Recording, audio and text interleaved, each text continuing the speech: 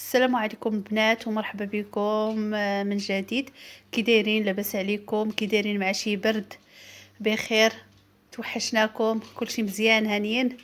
اليوم غادي نقدم لكم واحد الوصفه ديال واحد الاخت الله يجازيها بخير، الاخت مليكه.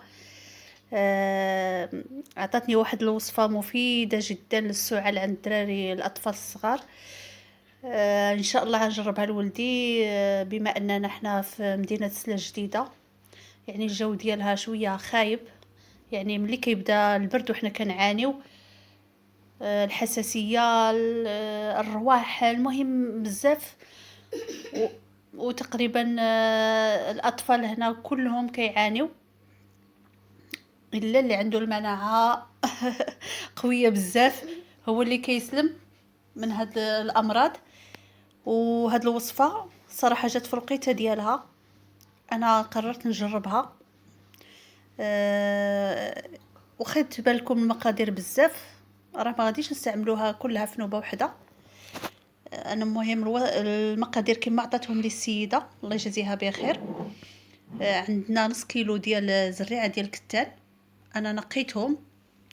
عندنا ربعه ديال السانوج او الحبه السوداء، وعندنا نص ربعه ديال زريعه البصله. غادي نعاود، عندنا نص كيلو ديال زريعه كتان 500 غرام، وعندنا رابعه ديال السانوج او الحبه السوداء، ونص رابعه ديال زريعه البصله، والعسل. من الاحسن يعني يكون عسل النحل طبيعي وحر.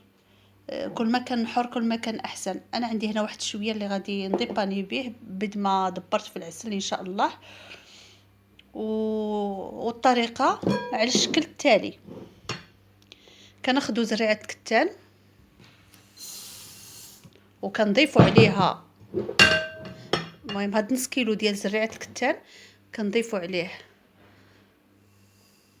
رابعه ديال السانوج او الحبه السوداء، وكنضيفوا عليها هاد نص رابعه ديال زريعه البصله، وكنخلطوهم كلهم مزيان، نخلطوا حتى يتخلطوا مزيان. والطريقه هو اننا كناخذوا شويه من هذا الخليط ونطحنوه، يعني ما يمكنناش نطحنوه كله في نوبه. كما كتعرفوا راه زريعه الكتان كتاكسد الى طولات، فمن الاحسن كناخذوا مثلا مقدار 2 معالق ولا، ونطحنوهم ونديروهم في العسل، الحر في شي قريعه. وعلى حسب، الا كانوا الوليدات كيبغيو ياكلوهم بالمعلقه هكاك تبارك الله، ما كانش يعني كنديروهم كويرات هكا، ونعطيو لهم وحده في الصباح قبل الفطور وحده قبل ما ينعسوا. الصراحه قالت لي مفيده جدا، يعني هذا العلاج ممكن يستمر حتى لمده طويله. يعني الناس اللي عندهم الحساسيه وبالاخص الاطفال الحساسيه كيبراو، قالت لي ما يعني حتى الناس اللي كيديروا الرابوز ممكن يحيدوه. الاطفال، انا كنهضر دابا على الاطفال الصغار. وكما قلت لكم يعني كنطحنوا مقدار 2 معالق ولا 3 على حسب، وكنخلطوهم مع العسل ونبقاو نعطيو الوليدات قبل الفطور وقبل ما ينعسوا. يعني مفيده، ولما لا حتى الكبار يعني ممكن يستعملوها. غير هو هذا العلاج كيطلب شويه د الوقت، ماشي بحال الادويه اللي كناخذوا، يعني كيبان المفعول ديالها دغيا. هاد المسائل هذه كتطول شي شويه، داكشي ما علينا غير بالصبر. والله يشافي الجميع، ونتمنى نكون فدتكم في شي حاجه، ونتمنى الناس اللي جربوها وعطات نتائج يكتبوا لينا، والله يجزيكم بخير. ومازال ان شاء الله عندي 2 وصفات حتى هما للبرد، يعني الاطفال وحتى الكبار. وصفه للكبار عطاتهم لي هاد السيده ملكه الله يجازيها بخير، كنشكرها بزاف، يعني دارت فيا خير كبير، حيت ولدي كيعاني في هاد البرد ملي كيبدا شهر 10 حتى شهر 3 شهر 4. ونتمنى ان شاء الله الشفاء للجميع.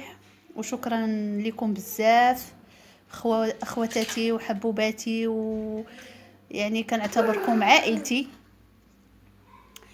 ويلا ليلة سعيدة وبسلام عليكم، حتى الوصفة الجاية ان شاء الله.